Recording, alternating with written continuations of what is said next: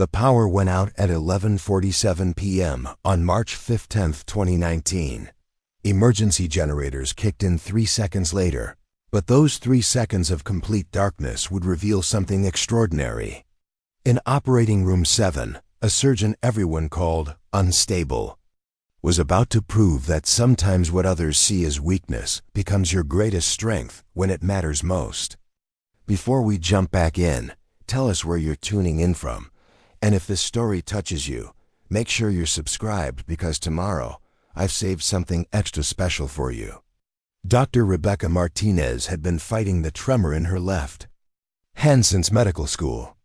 It wasn't constant, just a barely perceptible shake that appeared when she was tired, stressed, or concentrating intensely. Most people never noticed it. But in the sterile, unforgiving world of surgery, even the smallest imperfection becomes magnified under the harsh operating room lights. The tremor had a name, essential tremor, a neurological condition affecting roughly 4% of adults over 40.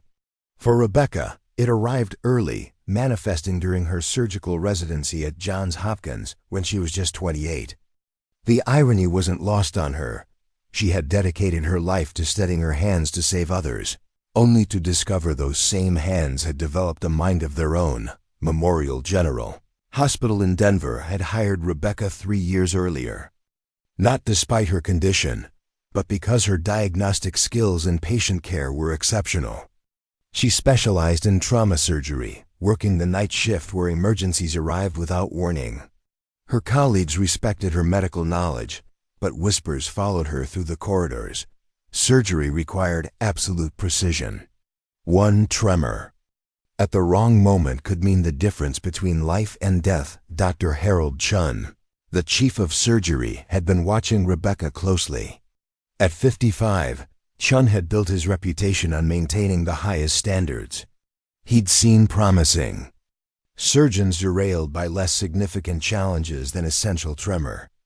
During their monthly review meetings, he would study Rebecca's surgical reports, looking for any sign that her condition was affecting her performance. The statistics told one story: her success rates matched the hospital's best surgeons. But statistics couldn't capture the split-second decisions that defined emergency surgery. "Rebecca, we need to talk about your caseload," Chun had said during their February meeting. "I'm considering moving you to more consultation-based roles. Diagnostic work, patient interviews, treatment planning. Your medical expertise would be valuable in those areas." Rebecca understood the subtext. Chun was gently suggesting she step away from the operating table before something went wrong. She had encountered this conversation before, well-meaning supervisors trying to protect both her and the hospital from potential liability. The medical field demanded perfection, and anything that deviated from that standard raised red flags. But Rebecca had a secret that even Chun didn't know. Late at night, when the hospital grew quiet and fewer people were around to observe, her tremor often disappeared completely. Something about the calm intensity of emergency situations seemed to steady her hands. It was as if the high-stakes environment activated a different part of her nervous system, one that overrode the misfiring signals causing her tremor. She had discovered this phenomenon during her residency when a massive car accident brought in multiple trauma victims simultaneously. While other residents struggled with the pressure, Rebecca found herself moving with unusual steadiness. Her attending physician that night, Dr. Sarah Williams, had pulled her aside afterward. "Whatever you did in there, Martinez, that was textbook surgery under pressure. I've never seen a resident handle multiple traumas with that level of precision." Rebecca had looked down at her hands that night, flexing her fingers in amazement. For 4 straight hours, not a single tremor had interrupted her work. But when she mentioned this to the neurologist treating her condition, he had dismissed it as adrenaline masking her symptoms temporarily. "Don't rely on that," he had warned. "Essential tremor is unpredictable. What works one night might fail you the next." The warning had stayed with her, creating a constant underlying tension. Every time she entered an operating room, Rebecca wondered if this would be the night her hands betrayed her. She developed elaborate pre-surgery routines to minimize the tremor, specific breathing exercises, hand stretches, even dietary modifications that some online forums claimed helped with neurological conditions. Sometimes these techniques worked. Sometimes they didn't. Her colleagues began to notice her hesitation. During team briefings before complex surgeries, Rebecca would defer to other surgeons, positioning herself as the backup option rather than taking the lead. Dr. James Patterson, a fellow trauma surgeon, had started making subtle comments about her reluctance to take on challenging cases. "Martinez seems to be playing it safe lately," Patterson had mentioned to Chun. "Maybe she's not feeling confident about her abilities." These conversations happened just outside Rebecca's earshot, but hospital gossip traveled fast. She knew her reputation was shifting from skilled surgeon with a minor condition to surgeon whose condition might be affecting her judgment. The distinction mattered enormously in a profession where confidence and competence were inseparable. The pressure intensified when Rebecca's tremor became more noticeable during a routine gallbladder removal in January. Nothing went wrong. The surgery was successful and the patient recovered fully. But two nurses had seen her pause mid-procedure to steady her hand, and the story spread. Within days, Rebecca found herself facing uncomfortable questions from hospital administrators about her fitness for surgical duties. "We're not questioning your medical knowledge," the hospital's risk management director had explained during a private meeting. "But we have to consider all factors that might impact patient safety. Perhaps it's time to explore other opportunities." Within the hospital, Rebecca realized she was fighting a losing battle. The medical establishment had made up its mind about her limitations. No amount of successful surgeries could overcome the perception that her tremor made her unreliable. She began updating her resume, researching positions in medical research or hospital administration, careers where steady hands weren't required. But fate had different plans for Dr. Rebecca Martinez. On March 15, 2019, a series of events would unfold that would challenge everything the medical community thought they knew about limitations, adaptability, and the extraordinary capacity of human beings to rise above their perceived weaknesses. When lives hung in the balance, March 15th started like any other night shift at Memorial General. Rebecca arrived at 10:30 p.m., making her usual rounds to the trauma bay to check equipment and review the day's cases with the outgoing staff. Dr. Lisa Thompson, the day shift supervisor, briefed her on current patients. "Quiet afternoon," Thompson reported. 2 minor car accidents, 1 kitchen burn, and a construction worker with a dislocated shoulder. "Everyone's stable. The weather service is tracking some severe storms moving through the area, but nothing too concerning yet." Rebecca nodded, settling into what she expected to be a routine evening. She had brought a medical journal to review during downtime, a research paper on innovative approaches to abdominal trauma repair. Reading helped keep her mind sharp and provided a distraction from the constant awareness of her tremor. The first sign of trouble came at 11:15 p.m., when the hospital's meteorological alert system chimed with an urgent weather warning. A massive storm front was moving faster than predicted, bringing with it damaging winds and the potential for widespread power outages. Rebecca glanced at the monitors displaying local weather radar. A sprawling mass of red and orange was approaching Denver from the southwest. Emergency departments across the region began coordinating. When severe weather hit, hospitals experienced predictable surges in patients. Car accidents increased as visibility dropped and roads became hazardous. Power outages left people without heat or medical equipment. Emergency responders worked overtime, bringing in victims of fallen trees, electrical accidents, and weather-related injuries. At 11:32 p.m., the first wave of patients arrived. An elderly man named Frank Morrison had fallen down his basement stairs. during a power outage, sustaining what appeared to be a broken hip and possible internal bleeding. Behind him came Maria Santos, a young mother who had been driving home from work when a tree branch crashed through her windshield, leaving her with severe lacerations across her face and arms. Rebecca quickly assessed both cases. Morrison needed immediate surgery. His internal bleeding was worsening, and delay could prove fatal. Santos required extensive suturing, but was stable. As Rebecca prepared Morrison for emergency surgery, her hands felt steady. The familiar pre-surgery routine calmed her nerves, and her tremor remained barely noticeable. But as Rebecca was scrubbing in for Morrison's surgery, the hospital's communication system crackled with an announcement that changed everything. All medical personnel, please be advised that we've received reports of a major traffic accident on Interstate 25 near the Hampton Avenue exit. Multiple vehicles involved, estimated 15 to 20 casualties en route. All available surgical teams to prepare for mass casualty protocols. Rebecca's stomach dropped. Mass casualty events pushed every hospital resource to its limits. With multiple trauma surgeons needed simultaneously, there would be no opportunity to step back and let others handle the complex cases. She would be expected to perform at her absolute best when the stakes were highest. Dr. Chun's voice echoed through the trauma bay as he coordinated the hospital's response. Martinez, finish up Morrison quickly if possible. We're going to need every surgeon available. Patterson and Williams are already preparing for the incoming casualties. As Rebecca worked on Morrison's internal bleeding, her mind raced through the implications.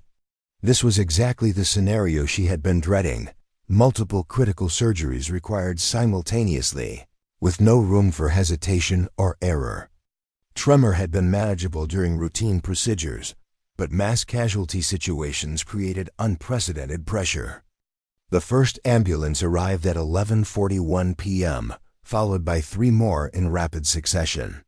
Rebecca could hear the controlled chaos outside the operating room as medical teams mobilized to receive the wounded. Paramedics shouted patient conditions over. Radio static. Male, approximately 35, severe abdominal trauma, possible spleen laceration. Female, 20s, multiple fractures, potential spinal injury. Child, approximately 8 years old, head trauma, unconscious. Rebecca's hands remained remarkably steady as she completed Morrison's surgery. The combination of focused concentration and urgent purpose seemed to override her neurological condition completely. She had noticed this phenomenon before, but never during such a critical situation. As she closed Morrison's incisions, she felt an unusual confidence in her movements. "Morrison's stable," she announced to the surgical team. "Get him to recover and prepare OR7 for the next case." As Rebecca emerged from the operating room, the full scope of the disaster became apparent. The trauma bay resembled a war zone. Medical personnel moved efficiently between gurneys containing accident victims in various states of injury. The most critically wounded were being triaged for immediate surgery, while others with less severe injuries waited for treatment. Preparing and narrating this story took us a lot of time, so if you are enjoying it, subscribe to our channel. It means a lot to us. Now back to the story. Dr. Chun approached Rebecca with a clipboard containing patient assessments. "Martinez, I need you to take the Williams case. 17-year-old male, internal injuries from a steering column impact. High priority, but stable enough to wait for OR7 to be ready." Rebecca reviewed the case notes quickly. Tommy Williams had been driving with friends when their car hydroplaned and struck a concrete barrier. The impact had driven the steering column into his chest, causing significant internal trauma. The preliminary scan showed potential damage to his spleen, liver, and one lung, a complex surgery requiring precise technique and quick decision-making. "I can handle it," Rebecca replied, surprised by the confidence in her own voice. As she prepared for the Williams surgery, more casualties continued arriving. The storm had intensified, creating additional accidents as emergency responders struggled with damaged roads and downed power lines. Memorial General was receiving patients from a wider area as smaller hospitals became overwhelmed. Dr. Patterson emerged from OR3 with an update on his case. Completed the spleen removal on the Santos woman. She's stable, but we've got 3 more critical cases waiting. How are we doing in surgical capacity? Chun consulted his coordination charts. Martinez is taking Williams, Rodriguez is handling the pediatric head trauma, and Thompson just started on the elderly woman with the compound fractures. We're at capacity, but managing so far. The conversation was interrupted by another ambulance arrival announcement. This time, the paramedic's voice carried unusual urgency. Memorial General, we're bringing in a family of 4 from a house fire related to the power outages. Multiple burn victims, 2 critical, ETA 4 minutes. Rebecca felt her pulse quicken. House fires created some of the most challenging trauma cases. Burn victims often required immediate surgery for smoke inhalation damage, while severe burns demanded specialized treatment that pushed medical teams to their limits. If the hospital was already at surgical capacity, these new cases would strain resources beyond normal operating procedures. She entered OR 7 and began scrubbing in for Tommy Williams' surgery. The 17-year-old lay unconscious on the table, his vital signs stable but concerning. The initial scans revealed the full extent of his injuries: a partially collapsed lung, significant liver damage, and potential spleen laceration. Under normal circumstances, this surgery would require at least 3 hours of careful, methodical repair work, but these weren't normal circumstances. Outside OR 7, Rebecca could hear the growing intensity of the emergency response. More voices, more urgent communications, more equipment being moved rapidly through the corridors. The storm was creating casualties faster than the hospital could process them. As Rebecca positioned herself at the operating table, she noticed something remarkable. Despite the pressure, despite the knowledge that multiple lives hung in the balance, her hands were completely steady. Not just steady, they felt more controlled and precise than they had in months. The tremor that had defined her professional struggles seemed to have vanished entirely. The anesthesiologist, Dr. Kevin Walsh, looked up from his monitors. Patient stable for surgery. We're good to proceed. Rebecca made her first incision with absolute confidence. Her hands moved with surgical precision, navigating through damaged tissue with the kind of steadiness that had made her choose surgery as a specialty years earlier. Each cut, each suture, each delicate maneuver felt perfectly controlled. But as she worked on Tommy Williams' internal injuries, the lights flickered once, then twice. Through the operating room's small window, she could see lightning illuminating the storm clouds that had engulfed Denver. The weather was intensifying, and the hospital's electrical systems were beginning to show signs of strain. "Backup generators are online and functioning," announced a voice over the intercom. "All surgeries can continue normally."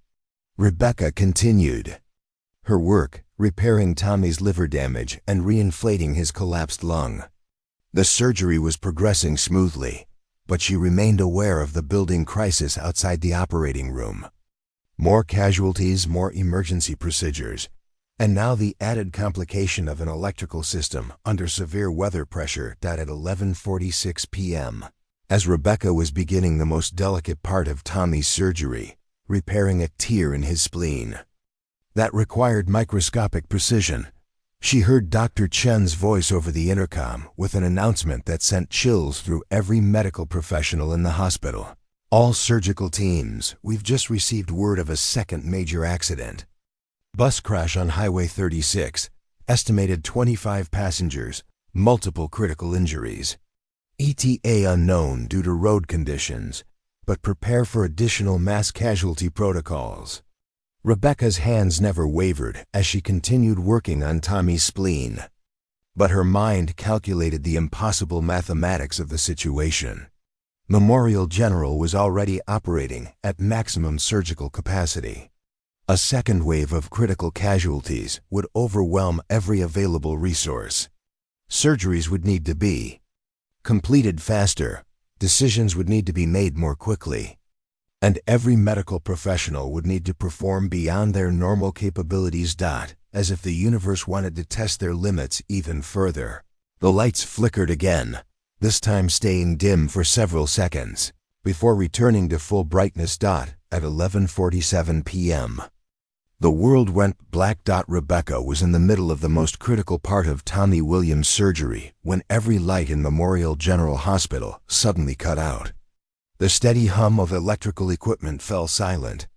The rhythmic beeping of heart monitors stopped. Even the background noise of the hospital's ventilation system disappeared, leaving an eerie, complete silence that no one in the building had ever experienced. For 3 seconds that felt like an eternity, Operating Room 7 existed. In absolute darkness. Rebecca's hands remained perfectly positioned where they had been working on Tommy's spleen, her surgical instruments still in place. In those 3 seconds of blackness, she felt something extraordinary happen, instead of panic or confusion. A profound calm settled over her. Her tremor didn't just disappear. Her hands felt more steady and controlled than they ever had in her entire medical career. The backup generators kicked in with a mechanical roar, flooding the operating room with emergency lighting. But something had fundamentally changed. The hospital's main electrical grid had failed completely. Emergency power was running the most critical systems, but many of the sophisticated monitoring and surgical equipment had shut down during the transition. Dr. Walsh looked up from his manually operated ventilation bag, having switched from the electric ventilator when the power failed.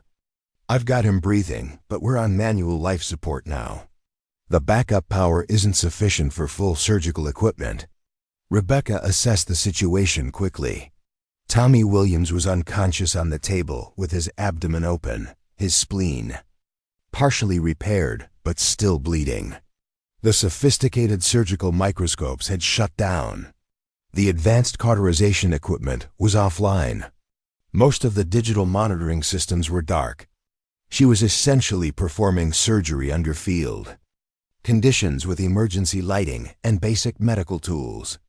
"Can you maintain his breathing manually?" Rebecca asked Walsh. "Indefinitely, but his blood pressure is dropping. We need to get this bleeding stopped soon."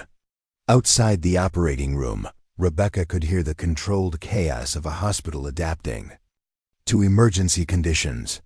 Backup lighting cast strange shadows through the corridors. Staff members were communicating more loudly to compensate for the absent intercom system. The mechanical hum of emergency generators provided a constant background noise, but inside OR 7, Rebecca found herself entering a zone of extraordinary focus. Without the digital displays and electronic monitoring equipment, she was relying entirely on her hands, her eyes, and her medical training. The tremor that had defined her professional struggles was completely absent. Her hands moved with surgical precision that seemed enhanced rather than hindered by the primitive conditions. She continued working on Tommy's spleen using traditional surgical techniques. Without the advanced cauterization equipment, she was controlling bleeding through careful suturing and manual pressure, methods that required absolute steadiness and precision. Every movement had to be perfect because there was no electronic backup to compensate for errors. "His pulse is stabilizing," Walsh reported, monitoring Tommy's vital signs through manual techniques. "Whatever you're doing, it's working." At 11:52 p.m., Dr. Chun appeared in the doorway of OR 7, illuminated by the emergency lighting. His usually composed demeanor showed signs of stress as he briefed Rebecca on the hospital-wide crisis. "Martinez, we've lost main power throughout the entire building. Backup generators are handling life support and emergency lighting, but most of our advanced surgical equipment is offline. We've got 14 critical patients from the highway accidents, and now the bus crash victims are starting to arrive." Rebecca looked up from her surgery, her hands continuing to work steadily on Tommy's internal repairs. How many other operating rooms are functional? That's the problem. ORS 2, 4, and 5 have patients on life support that require constant manual monitoring. Patterson and Rodriguez are dealing with equipment failures. OR 6 lost its emergency lighting. Completely, it's unusable. You're currently the only surgeon performing active surgery under these conditions. The implications were staggering. With most of the hospital's surgical capacity compromised by the power failure, Rebecca might be the only doctor able to continue operating. The bus crash victims would arrive to find a hospital struggling to maintain basic life support for existing patients with extremely limited capacity for new critical cases. "I can finish Williams in about 20 minutes, Rebecca replied. "What's the status of the incoming casualties?" Chun consulted his handwritten notes. All the digital coordination systems were down. 12 bus passengers with major trauma. The paramedics are reporting multiple internal injuries, several potential spinal fractures, and at least 3 cases that need immediate surgery. They're about 15 minutes out, but the roads are getting worse. Rebecca made a decision that surprised even herself. Set up OR 3 for manual operation. If you can get basic emergency lighting and manual life support equipment, I can handle another surgery after Williams. Chun stared at her. Throughout her time at Memorial General, Rebecca had been cautious about taking on challenging cases, always concerned about how her tremor might affect her performance. Now in the middle of a hospital-wide crisis with primitive surgical conditions, she was volunteering for additional complex operations. "Martinez, are you sure? These aren't going to be routine procedures. Without our normal equipment, every surgery is going to be extremely demanding." Rebecca's hands continued their precise work on Tommy's spleen, showing no sign of tremor or hesitation. "I'm sure. My hands are steady, and these patients need surgery." As Rebecca worked to complete Tommy's operation, the situation outside OR 7 continued deteriorating. The storm had intensified, knocking out power lines throughout the Denver metropolitan area. Memorial General wasn't the only hospital affected. Emergency communications revealed that Presbyterian St. Joseph Hospital had also lost power, while Rose Medical Center was operating on partial backup power only. This meant that Memorial General was receiving not only its own emergency cases, but also overflow patients from other hospitals with compromised capabilities. The bus crash victims would be joined by additional casualties as the regional medical system struggled to cope with the widespread power outages. At 12:03 a.m., Rebecca completed Tommy Williams' surgery. His spleen had been successfully repaired, his lung was reinflated and functioning normally, and his liver damage had been addressed. Under normal circumstances, this would have been considered an excellent outcome. Under emergency conditions, with failed equipment and manual life support, it was remarkable. "Williams is stable for recovery," Rebecca announced to Walsh. "Get him to the emergency recovery area and monitor his breathing manually until we can get more equipment online." As Tommy was wheeled out of OR 7, Rebecca stepped into the corridor to see the full scope of the crisis for the first time since the power failure. The hospital looked like something from a disaster movie. Emergency lighting created long shadows between areas of near darkness. Medical staff moved with flashlights and battery-powered equipment. The usual electronic sounds of a modern hospital had been replaced by human voices, manual equipment, and the constant rumble of backup generators. Dr. Patterson approached Rebecca, his surgical scrubs showing signs of stress and exhaustion. "Martinez, I need your help. We've got a situation in OR 3, chest trauma case from the highway accident. But our heart-lung bypass machine failed when the power went out. The patient is stable, but we can't complete the surgery without manual cardiac support." Manual cardiac support was one of the most demanding procedures in emergency medicine. It required a surgeon to literally massage a patient's heart by hand, while repairs were made to damaged cardiac tissue. The procedure demanded absolute precision and stamina, as any interruption in the manual heart massage could result in the patient's death. "What's the patient's condition?" Rebecca asked. 22-year-old female. Steering wheel impact crushed 2 ribs into her heart. "We've got the chest open and the damaged ribs removed, but there's a tear in the left ventricle that needs surgical repair. Without the bypass machine, someone needs to maintain her circulation manually while I work on the heart damage." Rebecca nodded. This was exactly the type of procedure she had spent years avoiding due to concerns about her tremor. Manual cardiac support required not just steady hands, but sustained steadiness over long periods. Any tremor or loss of rhythm could prove fatal for the patient. "I can do it," Rebecca said. Patterson looked surprised. Like everyone else at Memorial General, he was aware of Rebecca's essential tremor and her tendency to avoid the most demanding surgical procedures. "Are you sure? This could take an hour or more of continuous manual heart massage." Rebecca looked down at her hands. They remained perfectly steady, even under the stress of the power failure and the knowledge that multiple lives depended on her performance. The tremor that had defined her professional limitations seemed to have vanished completely. "Yes, I'm sure." As they entered OR 3, Rebecca saw the 22-year-old patient, Jennifer Morrison, according to her identification, lying unconscious with her chest cavity open. The emergency lighting cast dramatic shadows across the surgical field, making the procedure even more challenging than it would have been under normal conditions. Dr. Patterson had already prepared the surgical site and identified the damage to Jennifer's heart. The tear in her left ventricle was significant but repairable.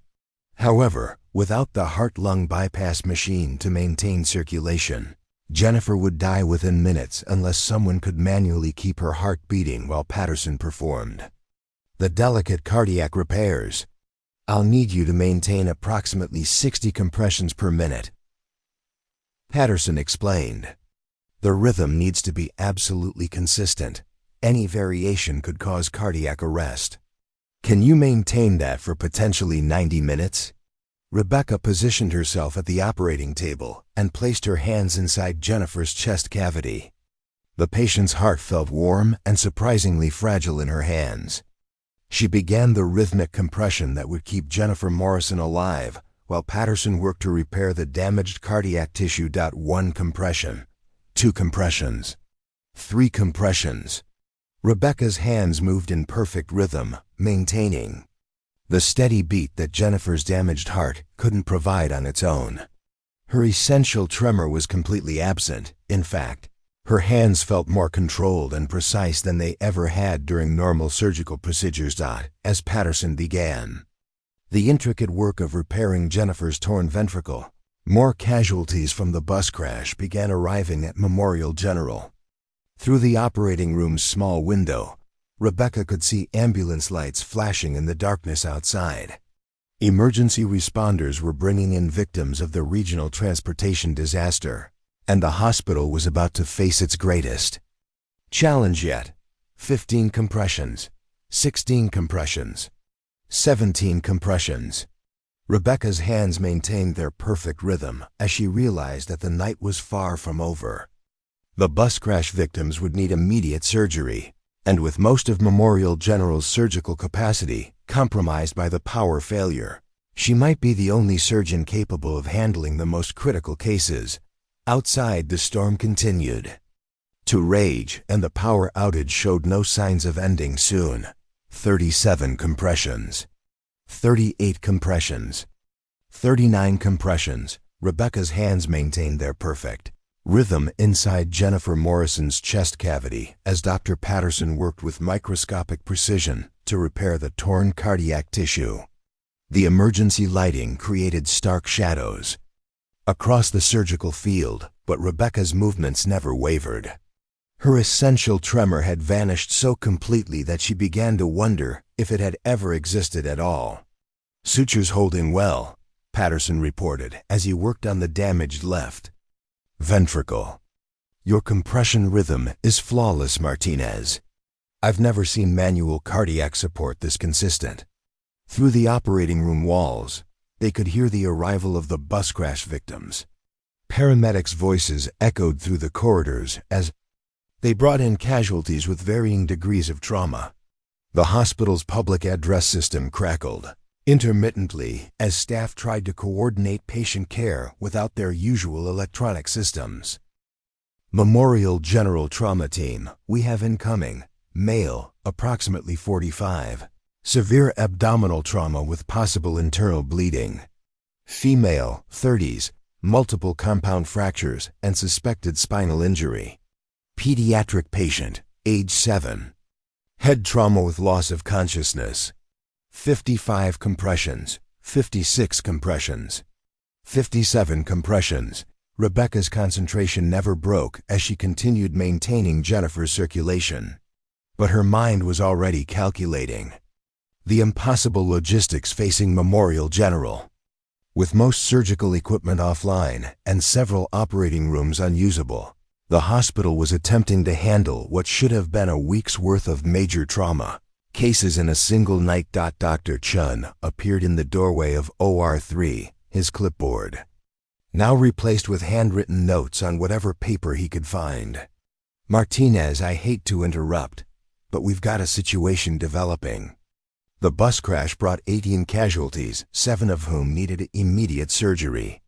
Patterson, how much longer on the Morrison case? Patterson looked up from his delicate cardiac repair work. At least another hour. This ventricle damage is extensive, and I can't rush it without risking her life. And I need to maintain manual circulation the entire time, Rebecca added, her hands never pausing in their rhythmic compression. But Chun, what about the other surgical teams? Chun's expression darkened. That's the problem. Rodriguez is dealing with a pediatric brain surgery that can't be interrupted. The child from the highway accident has bleeding in his skull that requires immediate pressure relief. Thompson is handling the spinal injury case from the bus crash, but her patient's condition is deteriorating. 68 compressions, 69 compressions, 70 compressions. What about the other 7? Critical cases? Rebecca asked. 3 of them are stable enough to wait, but 4 need surgery within the next 2 hours, or we're going to lose them. 2 abdominal trauma cases, 1 chest injury, and a woman with severe internal bleeding from a seatbelt impact. Rebecca processed this information while maintaining her perfect compression rhythm. The mathematics were brutal. Memorial General had perhaps 2 functional operating rooms with qualified surgical teams, but 7 patients who would die without immediate intervention. Under normal circumstances, these cases would be distributed among multiple hospitals throughout the Denver metropolitan area, but the regional power outages had eliminated that option. What's the status of getting main power restored? Patterson asked. The electrical utility company estimates at least 6 hours before they can even assess the damage, Chun replied. The storm knocked down major transmission lines, and they can't send repair crews out until the winds die down. We're going to be operating on emergency power until tomorrow afternoon at the earliest. 85 compressions, 86 compressions, 87 compressions. Rebecca made a decision that would have been unthinkable to her just hours earlier. Chun, after Patterson finishes with Morrison, sets up OR7 for another emergency surgery. I can handle one of the abdominal trauma cases. Both Chun and Patterson stared at her. Rebecca Martinez, the surgeon who had been considering leaving surgery altogether due to her tremor, was volunteering to perform back-to-back emergency operations under the most challenging conditions imaginable. Martinez, you've already been operating for over an hour under extreme stress, Chun said. Manual cardiac support is exhausting. Are you sure you can handle another major surgery immediately afterward? Rebecca looked down at her hands as they continued their rhythmic work. inside Jennifer's chest. Not only were they completely steady, but they felt stronger and more controlled than ever. The high-stress environment seemed to have activated some neurological pathway that completely overrode her essential tremor. "I've never felt more capable," Rebecca replied honestly. "My hands are absolutely steady, and these patients need surgery. We can't let them die because we're worried about my condition." 100 compressions, 101 compressions, 102 COMPR, ESSIONS. As Rebecca maintained Jennifer's circulation, Dr. Chun left to coordinate the hospital's response to the continuing crisis. More ambulances were arriving as secondary accidents occurred throughout the storm-affected region. Power outages had knocked out traffic signals, emergency lighting, and communication systems, creating a cascade of additional emergencies. Regional Emergency Management System was struggling to cope with the scope of the disaster. Presbyterian St. Joseph Hospital had managed to restore partial power, but their surgical capacity remained limited. Rose Medical Center was operating 3 functioning ORS, but was already overwhelmed with their own emergency cases. Memorial General had essentially become the primary trauma center for the entire Denver metropolitan area during the power crisis. "Martinez, I need to tell you something," Patterson said as he continued working on Jennifer's heart repair. "Word is spreading through the hospital about what you're doing tonight. The nursing staff, the other doctors, even the administrators, everyone's talking about how you've stepped up during this crisis. 120 compressions, 121 compressions, 122 compressions. I'm just doing my job," Rebecca replied. "No, you're doing much more than that. Under normal circumstances, manual cardiac support like this would be handled by a team of surgeons working in shifts. You've been maintaining perfect rhythm for over an hour without any assistance, and volunteering for additional surgeries afterward. That's not just doing your job, that's extraordinary." Patterson was right, though Rebecca was only beginning to understand the full scope of what was happening to her. The essential tremor that had defined her, professional limitations for years, had completely disappeared under the extreme stress of the emergency. More than that, her surgical abilities seemed enhanced rather than diminished by the primitive conditions and intense pressure. At 12:45 a.m., Patterson completed the cardiac repair on Jennifer Morrison. "The ventricle is sealed and holding pressure. You can gradually reduce the compression rate and let her heart take over normal function." Rebecca slowly decreased her manual compressions, allowing Jennifer's repaired heart to resume its natural rhythm. The transition was critical. If the surgical repair failed, Jennifer would go into cardiac arrest within seconds. But Patterson's work held perfectly, and Jennifer's heart began beating independently with strong, regular contractions. "She's stable," Patterson announced. "Excellent work, Martinez. I couldn't have done that surgery without your manual support."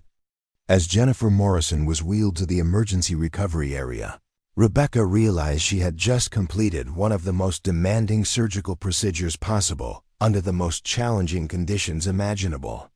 Her hands showed no sign of fatigue or tremor. If anything, she felt more energized and focused than when the night had begun. Dr. Chun returned to OR3 with an update on the hospital situation.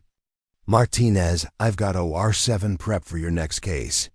David Chun, no relation to me, 38 years old, abdominal trauma from the bus crash. The paramedics report possible liver damage and internal bleeding. He's stable for now, but his blood pressure is dropping." Rebecca reviewed the case notes quickly. David Chun had been sitting near the front of the bus when it crashed into a concrete divider. The impact had thrown him forward, causing blunt force trauma to his abdomen. Preliminary examinations suggested damage to his liver and possibly his spleen, injuries that required immediate surgical intervention to prevent fatal internal bleeding. "I'll take the case," Rebecca said without hesitation. As she prepared for her third major surgery of the night, Rebecca became aware of something remarkable happening throughout Memorial General. The hospital staff was adapting to the emergency conditions with extraordinary efficiency. Nurses were manually monitoring patients who would normally be connected to electronic systems. Technicians were operating equipment by hand that was usually automated. Even administrative staff had joined the medical response, helping to coordinate patient care and communication.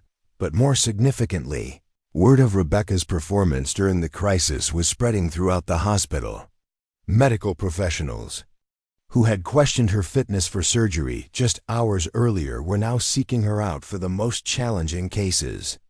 Her transformation from cautious surgeon to confident emergency specialist was becoming the talk of the hospital. Dr. Walsh, the anesthesiologist who had worked with Rebecca during Tommy Williams' surgery, volunteered to assist with David Chun's operation. "Martinez, I wanted to work with you again. That surgery we did earlier, your hands were absolutely rock steady throughout the entire procedure. I've been doing anesthesia for 15 years, and I've never seen a surgeon maintain that level of precision under such difficult conditions."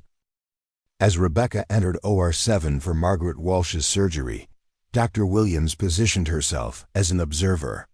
As a senior attending physician with decades of experience, Williams would be able to assess whether Rebecca's surgical performance truly matched the extraordinary reports that were circulating throughout the hospital. Margaret Walsh's surgery proved to be the most challenging case of the night. The 73-year-old woman had sustained multiple internal injuries that created a complex web of damaged tissue and internal bleeding. Rebecca was essentially performing multiple simultaneous organ repairs while working to control bleeding from several sources: severe spleen laceration, liver contusion, and what appears to be a small bowel perforation. Rebecca announced as she assessed the damage, "I'm going to need to repair all three simultaneously to prevent systemic infection." This type of multi-organ trauma repair would normally require a team of specialists working together. Rebecca was attempting it alone under emergency lighting. With manual equipment, Dr. Williams watched intently as Rebecca began the complex sequence of repairs.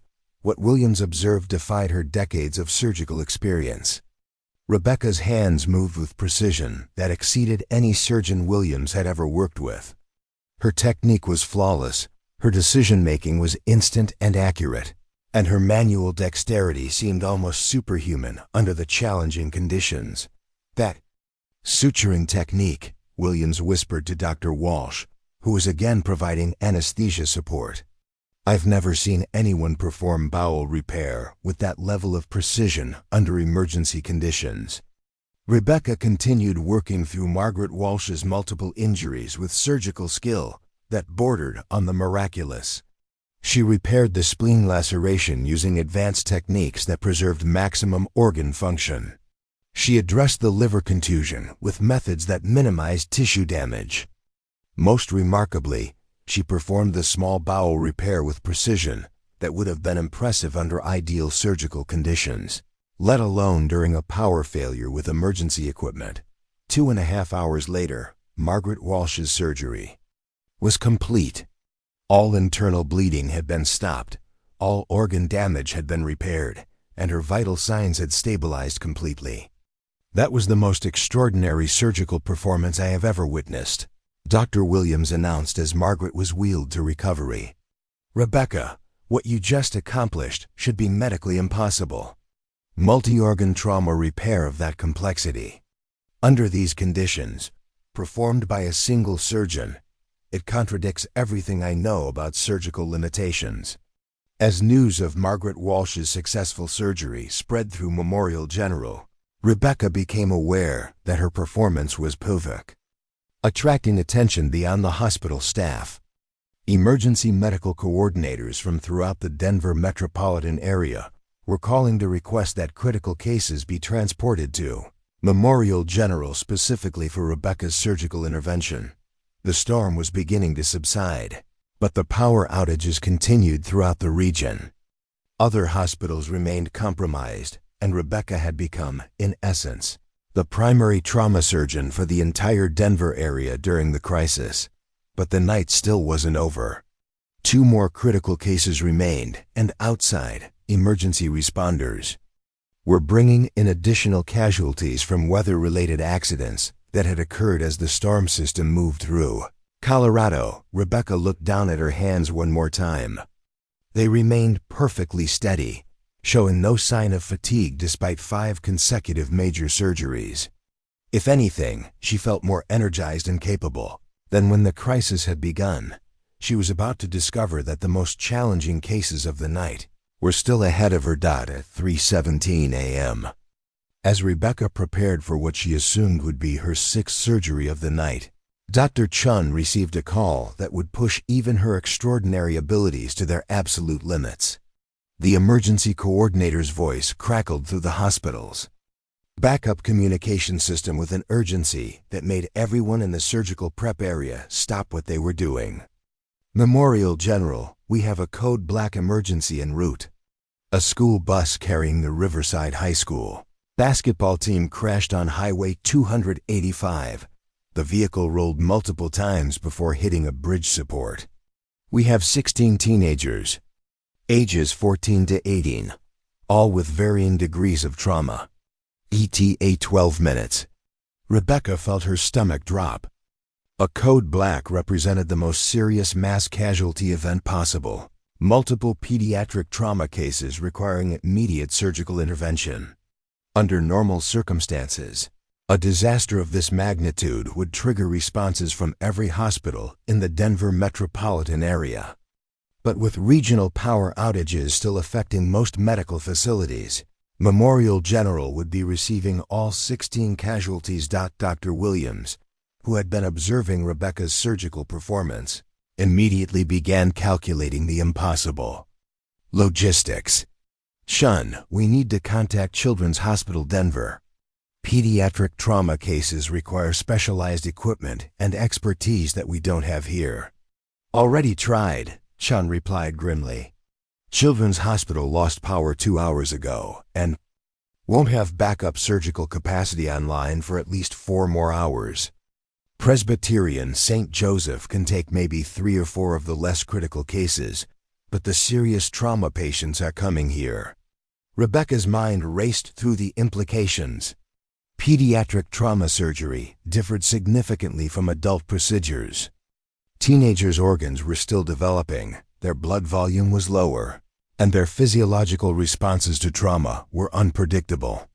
Even under ideal conditions, treating 16 adolescent trauma patients would challenge the resources of a major medical center. What's the initial assessment from the paramedics? Rebecca asked. Chun consulted the emergency communication reports. Multiple head injuries, several suspected spinal fractures, at least 4 cases of severe internal bleeding, 3 possible cardiac injuries from steering wheel impacts, and 2 cases where the patients are trapped and may require amputation to extract them from the wreckage. The last detail sent chills through everyone present. Field amputations were among the most difficult decisions in emergency medicine, removing a limb to save a life when traditional extraction methods had failed. These procedures required not just surgical skill, but the psychological strength to make irreversible decisions under extreme time pressure. The amputation cases, Rebecca said quietly, are they being performed in the field or brought here? The fire department rescue teams are trying alternative extraction methods first. Chun replied.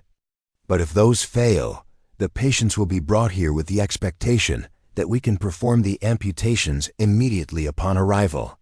Dr. Williams stared at Rebecca with growing concern. Rebecca, what you've accomplished tonight has been extraordinary, but pediatric trauma surgery is a completely different specialty. The cases you've handled so far have been adult patients with fully developed organ systems. Teenagers require different techniques, different equipment, and different medications. Rebecca understood Williams' concerns, but she also understood something that her mentor couldn't possibly know. Her surgical abilities under emergency conditions seemed to transcend her actual training and experience. Throughout the night, she had successfully performed procedures that she had only studied theoretically, working with precision that exceeded her conscious knowledge. "I know it's unprecedented," Rebecca replied, "but these kids are going to die if we don't operate immediately. Whatever's happening to my surgical abilities under these conditions, it seems to extend beyond my formal training." At 3:29 a.m., the first ambulances began arriving with the Riverside High School basketball team. Casualties. The trauma bay, which had already handled an impossible number of emergency cases during the power outage, suddenly resembled a war zone. Paramedics rushed in carrying unconscious teenagers on stretchers, each case representing a family's worst. Nightmare. The initial triage was heartbreaking. 16-year-old Michael Torres had sustained massive head trauma and was unconscious with signs of brain swelling. 17-year-old Ashley Kim had multiple internal injuries and was bleeding internally at a rate that required immediate surgical intervention. 15-year-old James Rodriguez had suffered cardiac trauma and was in danger of going into heart failure, but the most critical cases were 18-year-old twins Brandon and Brian Martinez, no relation to Rebecca, who had been trapped in the front of the bus during the crash. Both had suffered severe leg injuries with compromised circulation. The fire department extraction teams had been working for over an hour to free them from the wreckage, but their legs were trapped under twisted metal that couldn't be moved without specialized equipment. Dr. Martinez, the lead paramedic, called out as he wheeled in Brandon Martinez. "This kid has been trapped for 90 minutes. Circulation to his left leg has been completely cut off. If we don't restore blood flow within the next 30 minutes, we're looking at amputation." Rebecca quickly examined Brandon's leg injury.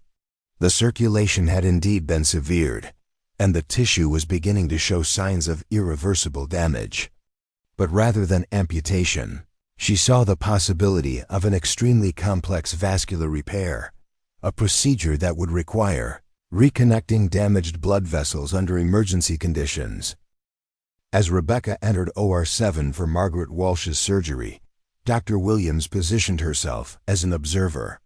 As a senior attending physician with decades of experience, Williams would be able to assess whether Rebecca's surgical performance truly matched the extraordinary reports that were circulating throughout the hospital. Margaret Walsh's surgery proved to be the most challenging case of the night. The 73-year-old woman had sustained multiple internal injuries that created a complex web of damaged tissue and internal bleeding.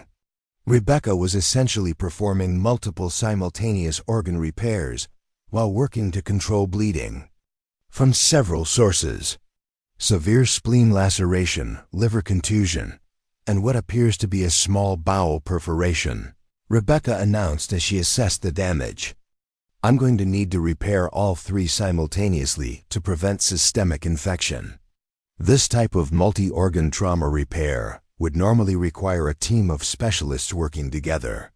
Rebecca was attempting it alone under emergency lighting. With manual equipment, Dr. Williams watched intently as Rebecca began the complex sequence of repairs. What Williams observed defied her decades of surgical experience. Rebecca's hands moved with precision that exceeded any surgeon Williams had ever worked with. Her technique was flawless, her decision-making was instant and accurate, and her manual dexterity seemed almost superhuman under the challenging conditions. "That suturing technique," Williams whispered to Dr. Walsh, who was again providing anesthesia support. "I've never seen anyone perform bowel repair with that level of precision under emergency conditions." Rebecca continued working through Margaret Walsh's multiple injuries with surgical skill that bordered on the miraculous. She repaired the spleen laceration using advanced techniques that preserved maximum organ function. She addressed the liver contusion with methods that minimized tissue damage.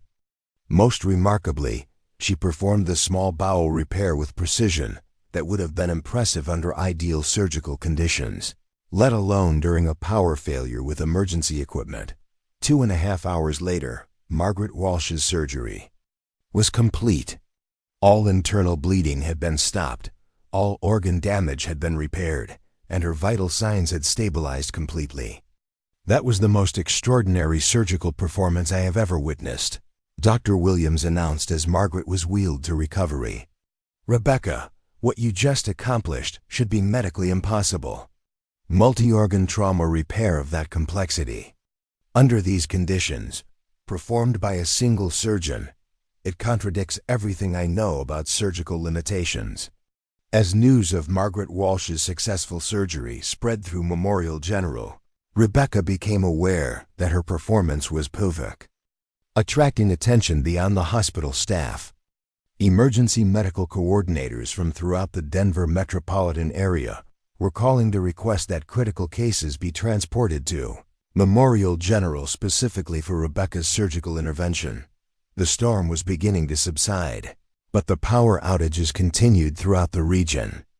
Other hospitals remained compromised, and Rebecca had become, in essence, the primary trauma surgeon for the entire Denver area during the crisis. But the night still wasn't over. 2 more critical cases remained, and outside, emergency responders were bringing in additional casualties from weather-related accidents that had occurred as the storm system moved through Colorado. Rebecca looked down at her hands one more time. They remained perfectly steady, showing no sign of fatigue despite 5 consecutive major surgeries. If anything, she felt more energized and capable than when the crisis had begun. She was about to discover that the most challenging cases of the night were still ahead of her at 3:17 a.m. As Rebecca prepared for what she assumed would be her 6th surgery of the night, Dr. Chun received a call that would push even her extraordinary abilities to their absolute limits. The emergency coordinator's voice crackled through the hospital's backup communication system with an urgency that made everyone in the surgical prep area stop what they were doing. Memorial General, we have a code black emergency en route. A school bus carrying the Riverside High School basketball team crashed on Highway 285. The vehicle rolled multiple times before hitting a bridge support.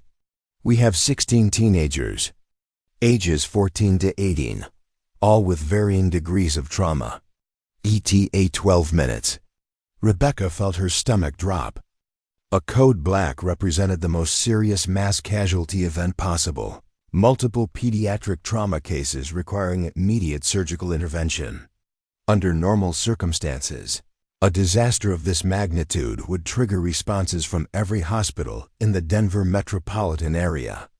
But with regional power outages still affecting most medical facilities, Memorial General would be receiving all 16 casualties. Dr. Williams, who had been observing Rebecca's surgical performance, immediately began calculating the impossible. Logistics. Shun, we need to contact Children's Hospital Denver. Pediatric trauma cases require specialized equipment and expertise that we don't have here. Already tried, Shun replied grimly. Children's Hospital lost power 2 hours ago and won't have backup surgical capacity online for at least 4 more hours. Presbyterian St. Joseph can take maybe 3 or 4 of the less critical cases, but the serious trauma patients are coming here. Rebecca's mind raced through the implications. Pediatric trauma surgery differed significantly from adult procedures. Teenagers' organs were still developing, their blood volume was lower, and their physiological responses to trauma were unpredictable. Even under ideal conditions, treating 16 adolescent trauma patients would challenge the resources of a major medical center. What's the initial assessment from the paramedics? Rebecca asked. Chun consulted the emergency communication reports. Multiple head injuries, several suspected spinal fractures, at least 4 cases of severe internal bleeding, 3 possible cardiac injuries from steering wheel impacts, and 2 cases where the patients are trapped and may require amputation to extract them from the wreckage. The last detail sent chills through everyone present. Field amputations were among the most difficult decisions in emergency medicine, removing a limb to save a life when traditional extraction methods had failed. These procedures required not just surgical skill, but the psychological strength to make irreversible decisions under extreme time pressure. "The amputation cases," Rebecca said quietly, "are they being performed in the field or brought here?" "The fire department rescue teams are trying alternative extraction methods first," Chun replied. "But if those fail, the patients will be brought here with the expectation that we can perform the amputations immediately upon arrival." Dr. Williams stared at Rebecca with growing concern. "Rebecca, what you've accomplished tonight has been extraordinary, but pediatric trauma surgery is a completely different specialty. The cases you've handled so far have been adult patients with fully developed organ systems. Teenagers require different techniques, different equipment, and different medications." Rebecca understood Williams' concerns, but she also understood something that her mentor couldn't possibly know. Her surgical abilities under emergency conditions seemed to transcend her actual training and experience. Throughout the night, she had successfully performed procedures that she had only studied theoretically, working with precision that exceeded her conscious knowledge. "I know it's unprecedented," Rebecca replied, "but these kids are going to die if we don't operate immediately. Whatever's happening to my surgical abilities under these conditions, it seems to extend beyond my formal training." At 3:29 a.m., the first ambulances began arriving with the Riverside High School basketball team. Casualties. The trauma bay, which had already handled an impossible number of emergency cases during the power outage, suddenly resembled a war zone. Paramedics rushed in carrying unconscious teenagers on stretchers, each case representing a family's worst nightmare. The initial triage was heartbreaking. 16-year-old Michael Torres had sustained massive head trauma and was unconscious with signs of brain swelling. 17-year-old Ashley Kim had multiple internal injuries and was bleeding internally at a rate that required immediate surgical intervention. 15-year-old James Rodriguez had suffered cardiac trauma and was in danger of going into heart failure, but the most critical cases were 18-year-old twins Brandon and Brian Martinez, no relation to Rebecca, who had been trapped in the front of the bus during the crash. Both had suffered severe leg injuries with compromised circulation. The fire department extraction teams had been working for over an hour to free them from the wreckage, but their legs were trapped under twisted metal that couldn't be moved without specialized equipment.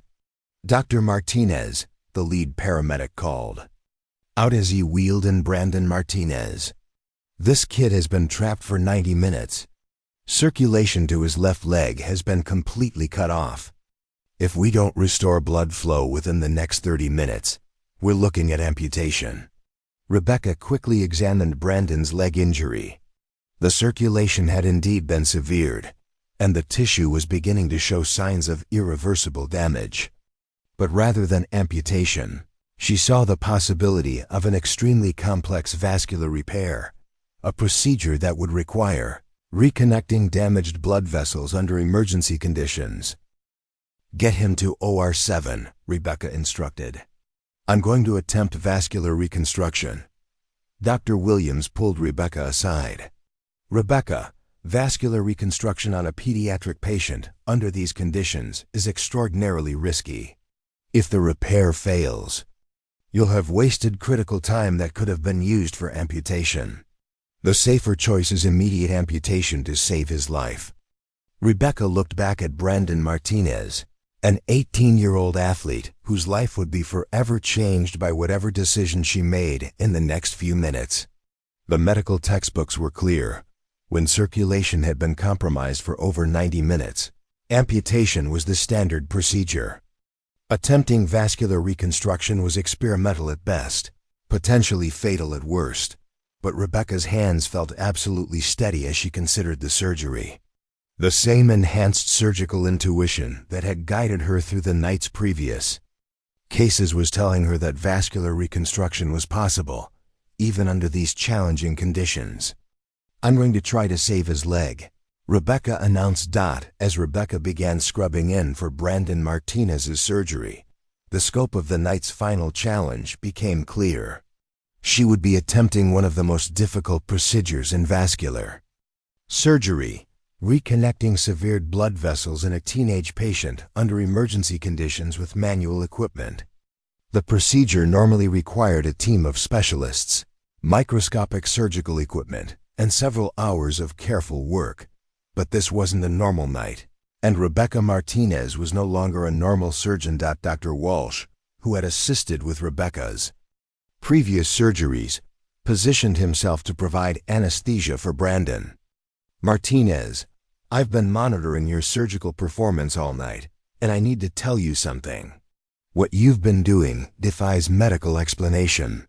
Your precision, your technique, your decision-making, it's beyond anything I've seen in 20 years of surgical assistance." Rebecca began the vascular reconstruction by carefully identifying the damaged blood vessels in Brandon's leg. The circulation had been severed in multiple locations, requiring her to reconnect not just major arteries, but also smaller vessels that supplied blood to muscle and nerve tissue.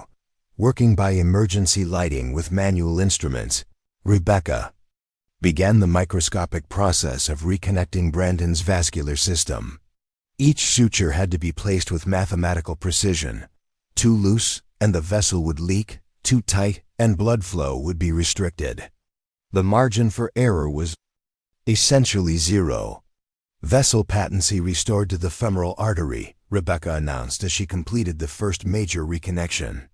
Moving to the popliteal artery, the surgery required her to work at a level of detail that pushed human visual acuity to its limits. She was essentially performing microsurgery without a microscope, relying entirely on her enhanced manual dexterity and surgical intuition.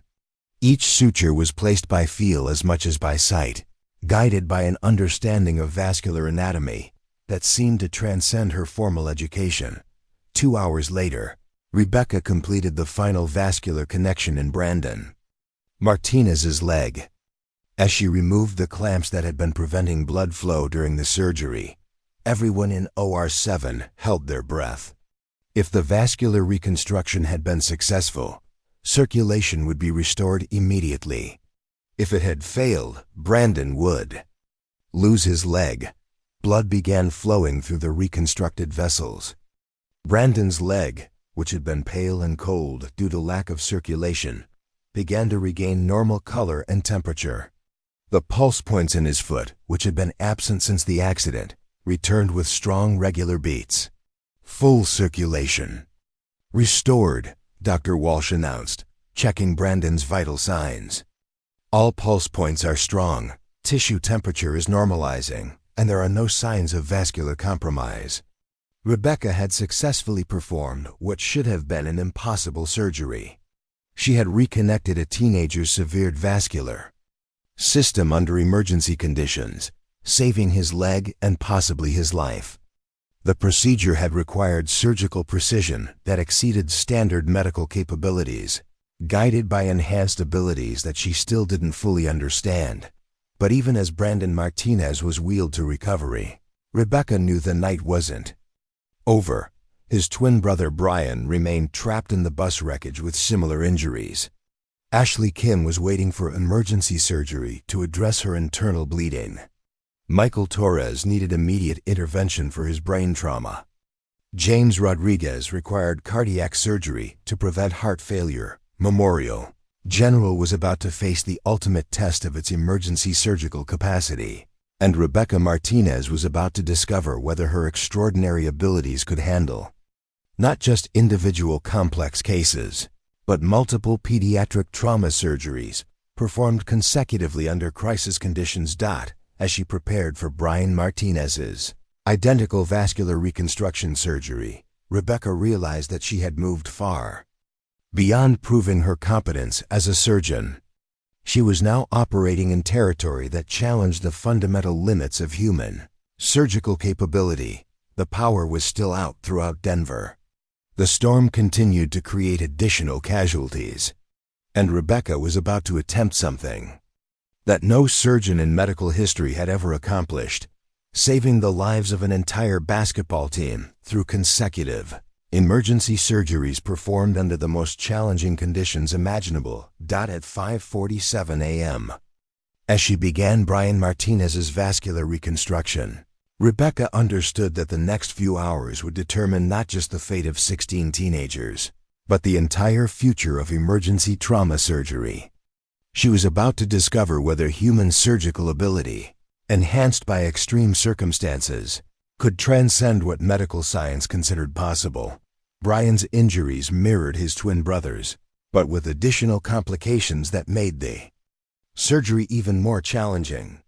The crash had not only severed his vascular system, but also damaged nerve pathways that controlled sensation and movement in his leg. Rebecca would need to perform both vascular reconstruction and nerve repair simultaneously, a combination procedure that few surgeons had ever attempted, even under ideal conditions. Neural pathways to the perineal and tibial nerves are severely compromised, Rebecca observed as she assessed Brian's injuries. If I can't restore nerve function along with circulation, he'll have a paralyzed leg even if the vascular repair succeeds. Dr. Williams, who continued observing Rebecca's work, shook her head in amazement. Rebecca, what you're proposing is a dual reconstruction that would normally require 2 separate surgical teams working in sequence over 6 to 8 hours.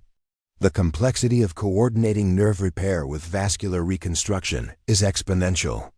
But Rebecca had entered a state of surgical focus that seemed to operate beyond normal human limitations.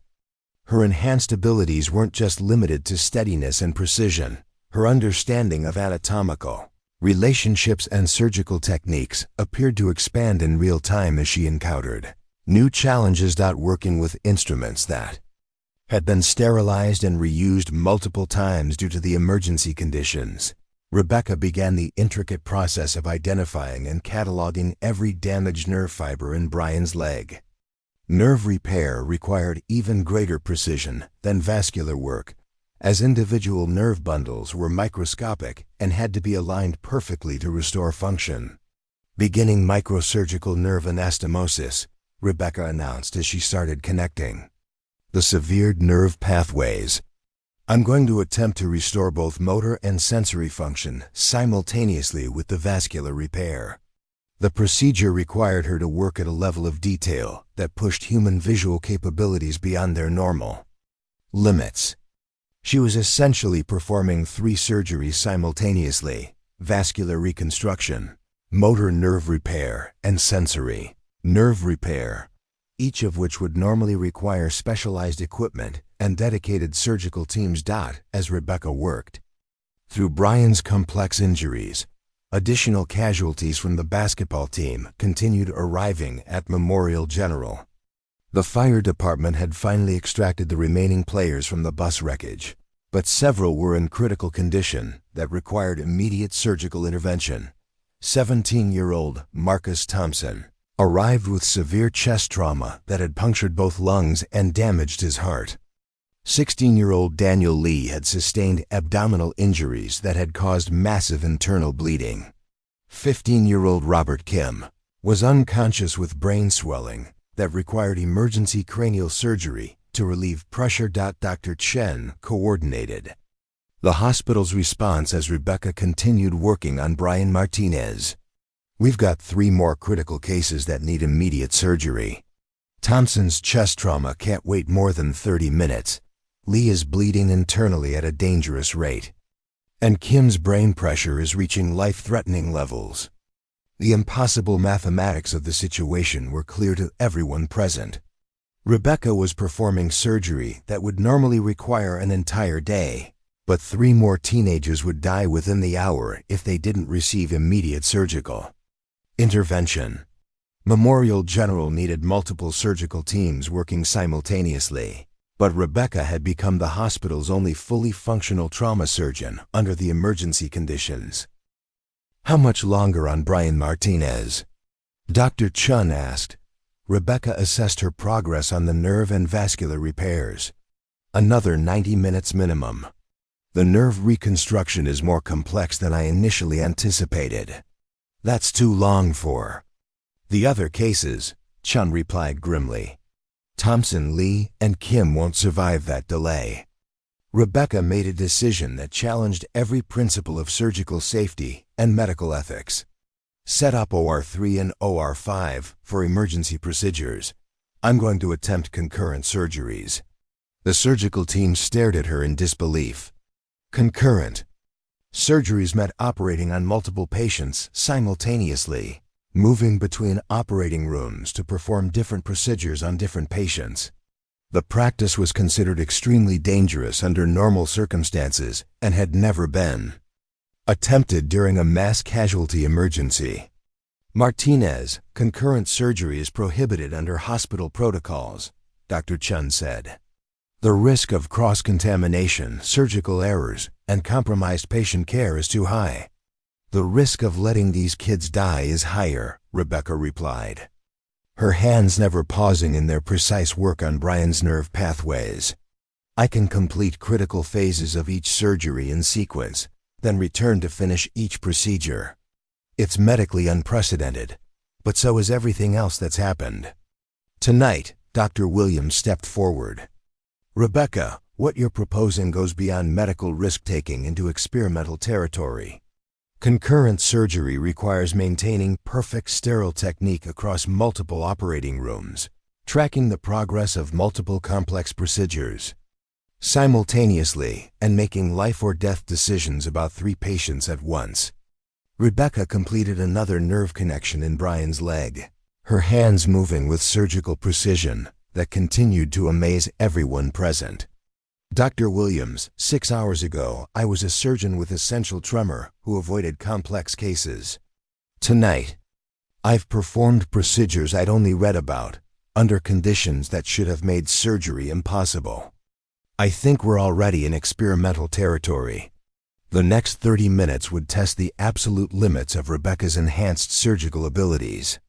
She began a rotation between 3 operating rooms, performing critical phases of surgery on Marcus, Thompson's chest trauma, Daniel Lee's abdominal bleeding, and continuing Brian Martinez's nerve reconstruction. In OR3, Rebecca quickly assessed Marcus Thompson's chest injuries and began emergency surgery to repair his punctured lungs.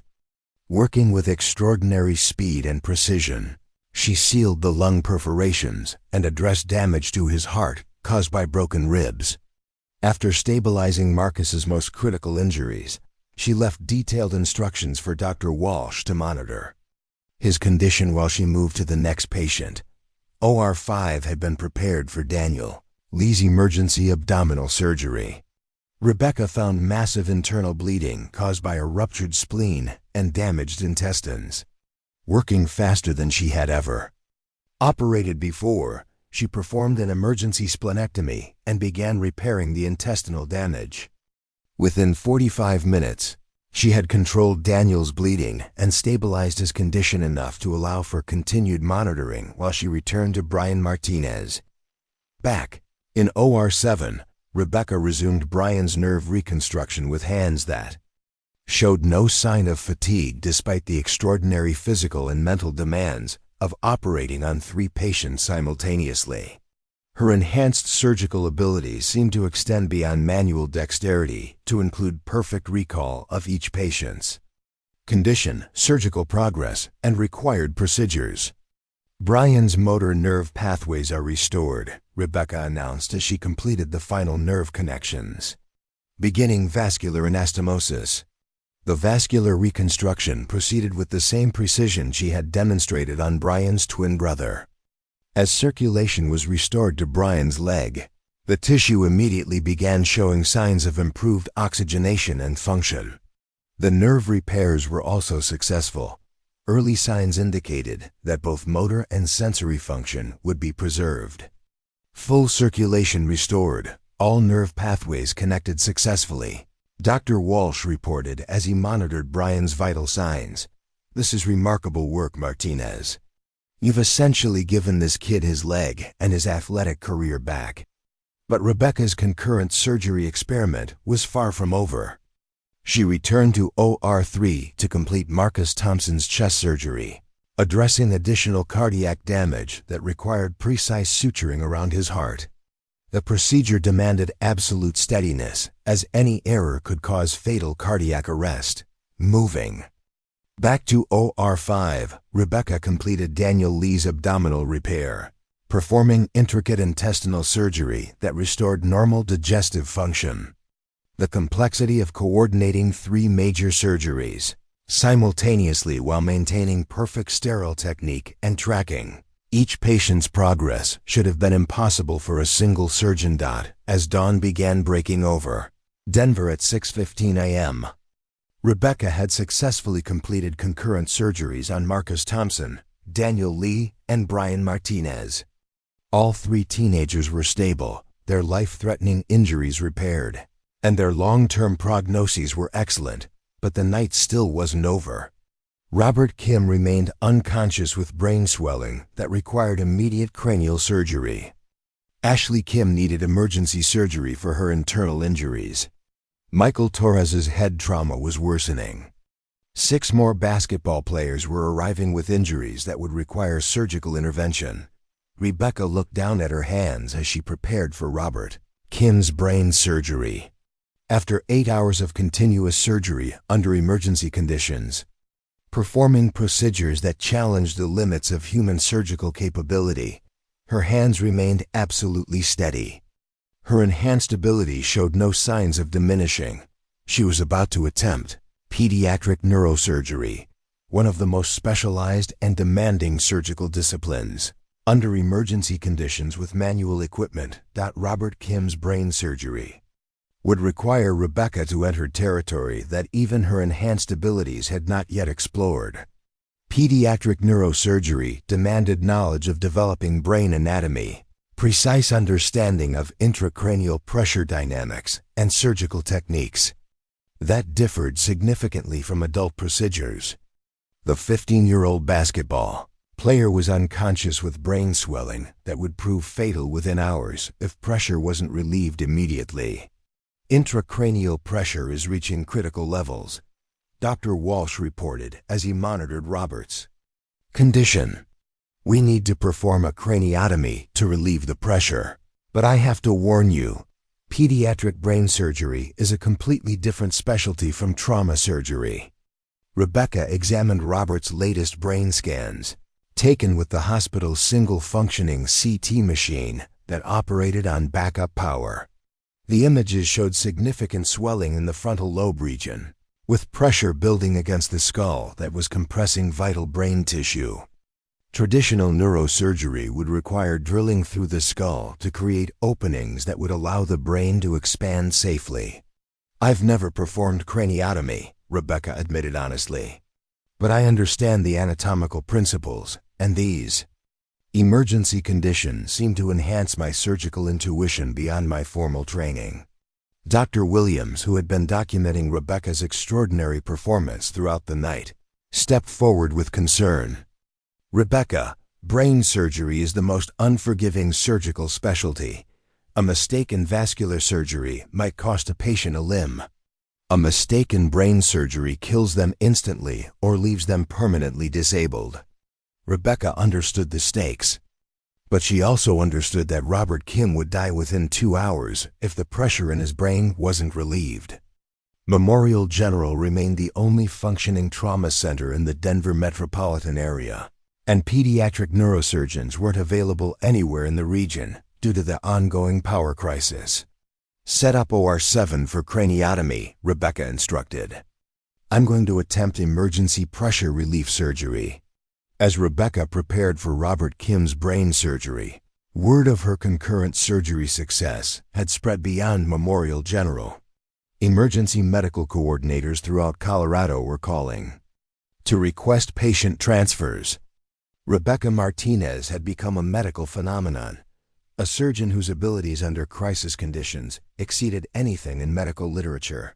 The Colorado State Medical Board had dispatched Dr. Elizabeth Chun, no relation to Harold Chun, to observe and document Rebecca's surgical procedures.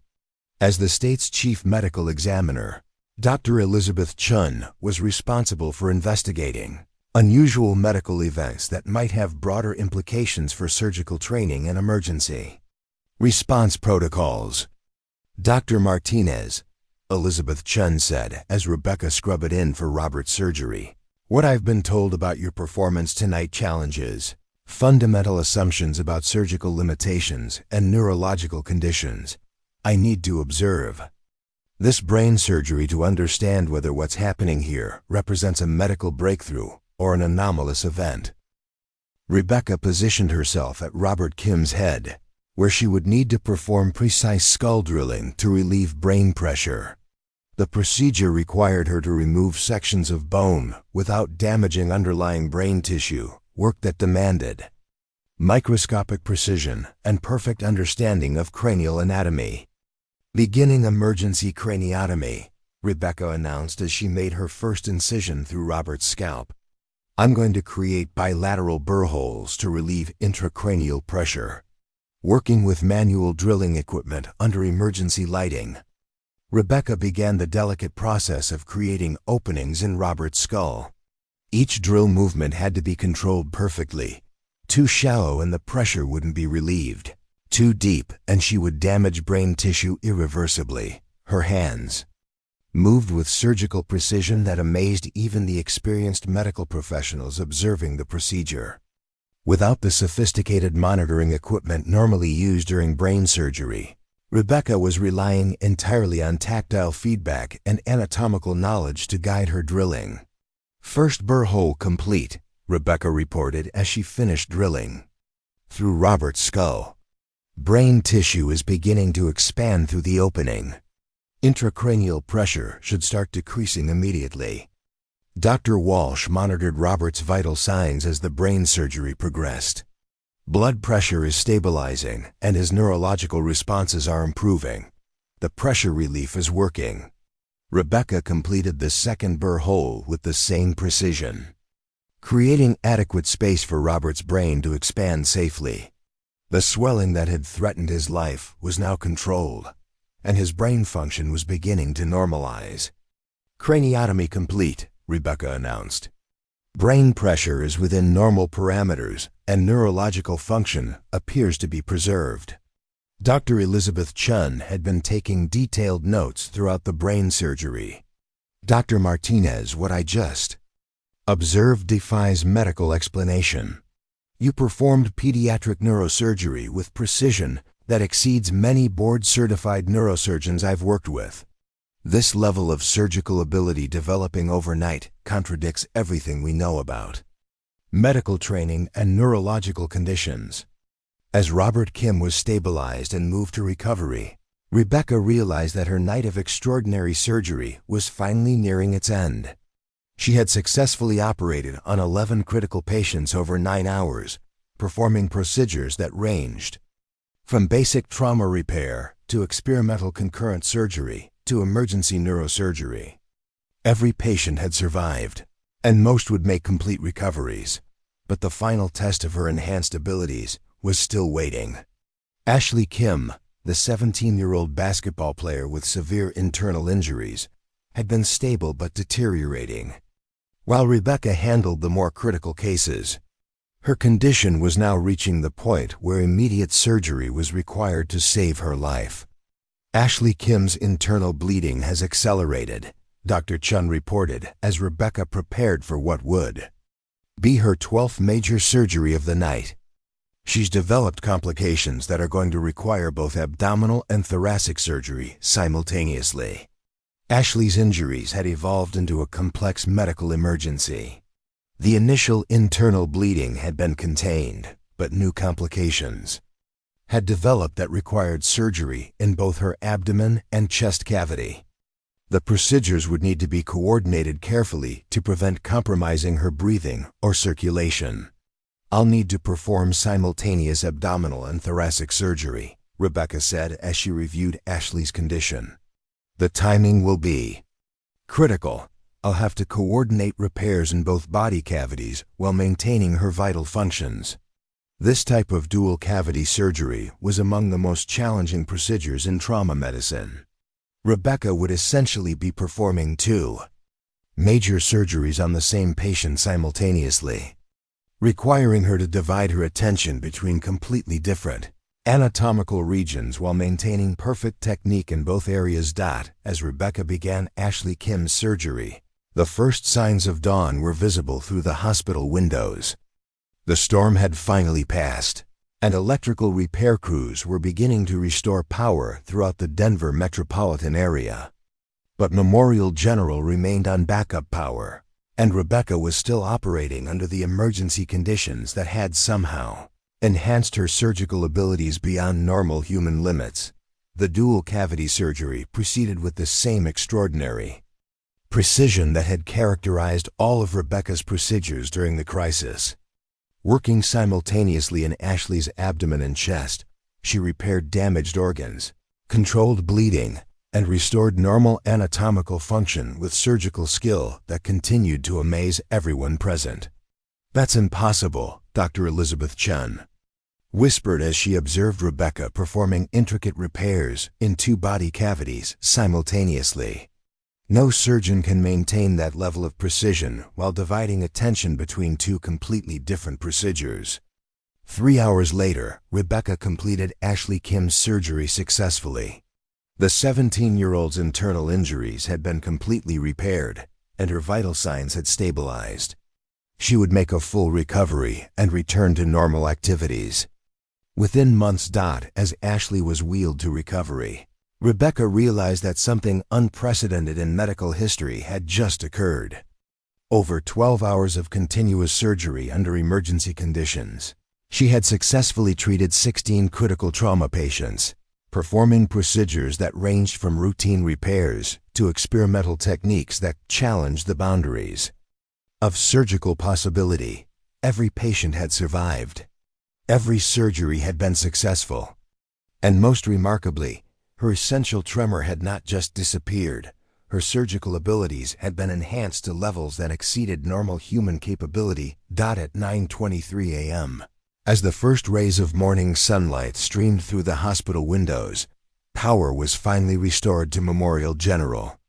The sophisticated surgical equipment came back online. Electronic monitoring systems resumed normal function, and the hospital's emergency backup systems shut down after nearly 10 hours of continuous operation. Rebecca looked down at her hands one final time. As the adrenaline and stress of the emergency began to subside, she waited to see if her essential tremor would return. For several minutes, her hands remained perfectly steady. Then, gradually, the familiar slight shake began to reappear in her left hand. The tremor that had defined her professional struggles was returning as the crisis ended. But something fundamental had changed in Rebecca's understanding of her own capabilities. The night had proven that under extreme conditions, what she had perceived as a limitation could become a strength. Dr. Harold Chun approached Rebecca as she finally emerged from the surgical wing after 12 hours of continuous operation.